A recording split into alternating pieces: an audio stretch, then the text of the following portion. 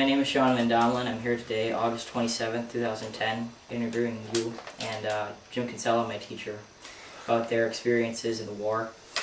I'm doing this part of high school history honors program, and I'm taking through Northwestern University. I have not done this before, so we may need to take a break. If there are any questions I ask that you don't want to answer, things you don't want to say, I did not ask about, just let me know. What was it like when you were in high school, knowing that you might get drafted? Well, we knew we were going to be drafted because the way the war was going. I don't remember, and I think that's what I answered there. I probably should look at some of my own answers. But we were young. We were only, I was 18 when I was graduated, so you know things didn't seem as bad at that age. But we turned, as it turned out, a couple of weeks after graduation, I was in the Army. And went to my basic training at Camp Wheeler, Georgia. It was a very strenuous training. I happened to place whether it was number 2 or 3, I forgot, on the M1 rifle at the rifle range, Toombs Range. And probably because as a child I had a rifle and did some rabbit hunting and things like that. So went from there to Camp Wheeler, Georgia. Into Camp Wheeler, Georgia, it was very strenuous basic training. I survived that and did real well. And then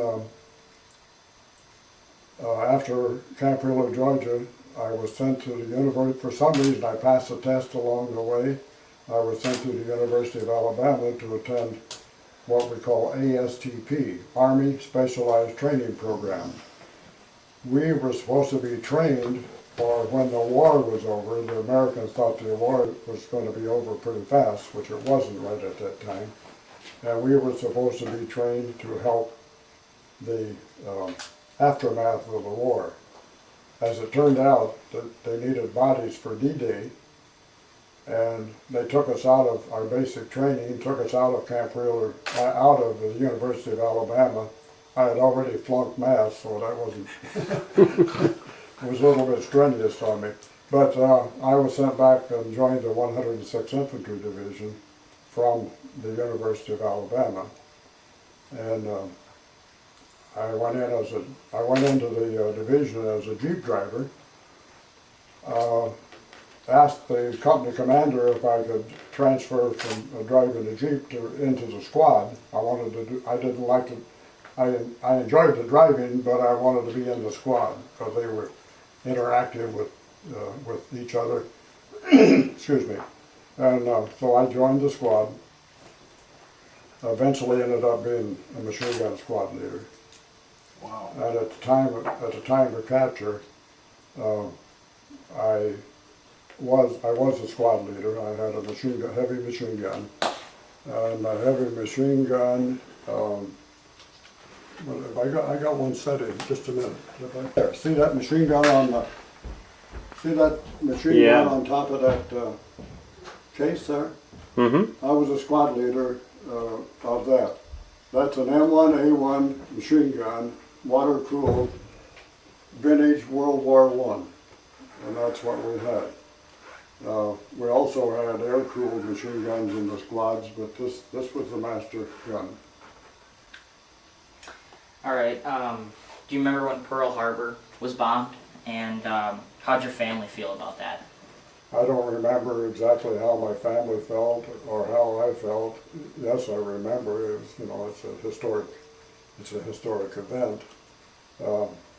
I don't think any of us at that particular time realized what it would eventually lead to. You know. Let me jump in here for just a second. You were talking about the onset of how you got involved in the Army and your subsequent being drafted right after high school. Mm-hmm. What was your high school life like? I mean, most of that was during the Depression, wasn't it? Oh, there wasn't a deep depression, I don't think. It was tough times. Okay. My father was a railroader all of his life, New York Central engineer, And well, I think we lived a pretty good life. I went to a school about 7 miles east of Terre Haute, Indiana. I forget the name of the highway that went in front of it, went across, it's a national highway. And we lived in a village that used to be a little mining town. There was one general store, a grocery store, and about 28 or 29 houses. It was wonderful living, because Okay. we had wheat fields and cornfields all around us, and we could trap for mink and stuff in the mine ponds. Wow. And we could go hunting, and we had a really nice life. So you had a pretty good life up until... I had a great life, yeah. Great. Yeah. Great. You know, it was a country life, it was a small village, only 7 miles from a major city. So Pretty typical high school life, probably a lot similar Thank you very from much. what I'm hearing Yes, to what we go through now. Well, except okay. I didn't have a cell phone to carry around Great. on my belt. Thank you so much. Do you have a cell phone? I do. I don't use it during school. Yeah, see, I don't know. Were you excited to go off or scared or? Yeah, I said I didn't think anybody was excited about the war. I don't know that we had anything to do about whether or not we were drafted for service, but it was inevitable at that time that everybody was being drafted. So we all able-bodied guys, you know, basketball players and high school students, we knew we were going to end up being drafted. We didn't know exactly what faced us naturally, but we. Did you have the option to enlist rather than be drafted? Oh yeah, everybody did. Yeah. Okay, and you chose to wait to be drafted? Well, I got the draft notice before You had I the got out of high chance, okay. school. I think. Okay. I'm not sure when I got it, but Okay. it was very quick. So there wasn't much of a choice if No, there was any no. at all? All right. So like, when you got overseas, do you think the people back home really knew what was going on? I mean, through newspapers and. Well, I think the grown-ups, my parents and my grandparents, I think they followed the news pretty close. Because they knew they were going to have a recruit going in, not a recruit, but a young guy like me from the family going in. And we had other relatives that I can't remember who they were, but that went in from on my grandparents' side. So Yeah. Okay. Okay. You know, today we get news about the war in Iraq and Afghanistan every day, and what impact do you think it has on the soldiers and the war effort? well, it's different. I think it's a different world today than it was then, and I think we were more able to keep up with the news.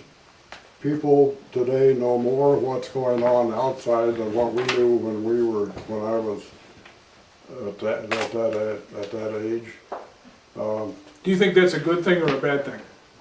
I don't think it's a bad thing. I think we should be knowledgeable of what's going on, and I don't know that we should know all the horror stories. And okay, That's my point. yeah, but you can't help but wonder what the way the news goes. Somebody's getting injured or killed. There's no question about it, and that's what war is all about, I guess. So I don't know. Like I said here, the more they come, the worse they get. What happened? But I do think today that we don't have a draft. Being drafted is a little different than enlisting. The guys today that are in there enlist, and they certainly must know from history a little bit what war is all about. And so, with that respect, they feel like anybody that enlists thinks he's going to go over and serve and not be injured or killed, but he's going to be in a war zone, and it's inevitable. Somebody's going to get damaged. So, Okay. Do you mind talking about your POW experience? not at all. Okay. What was probably the best thing that happened, if anything? Before we get into that, tell me a little bit about what the event was that caused you to become a POW.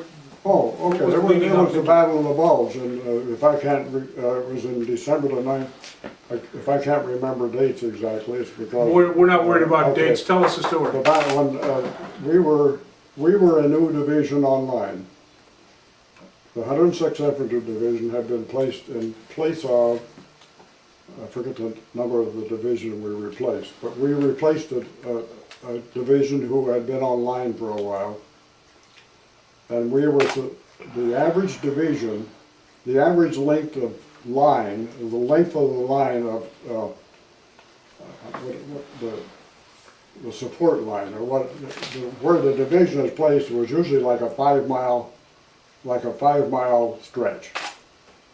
We were on 21 miles. We had a 21-mile front where normally in that area, normally we would have only been on a 5-mile front.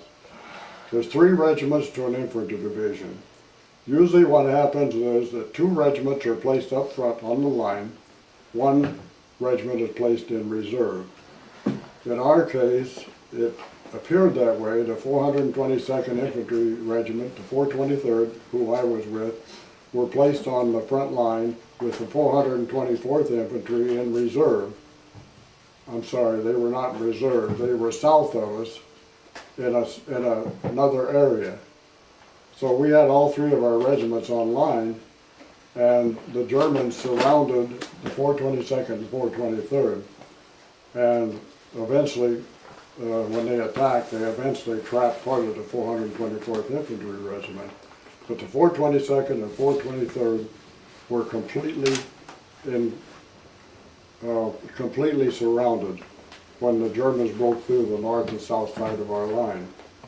And I got up there on the map, I can show you later what that was, but they trapped us, they just went around us. And we ended up, when they scooped us up, it was like 6,500 prisoners. Wow. And that's the largest numbers I think that were ever captured.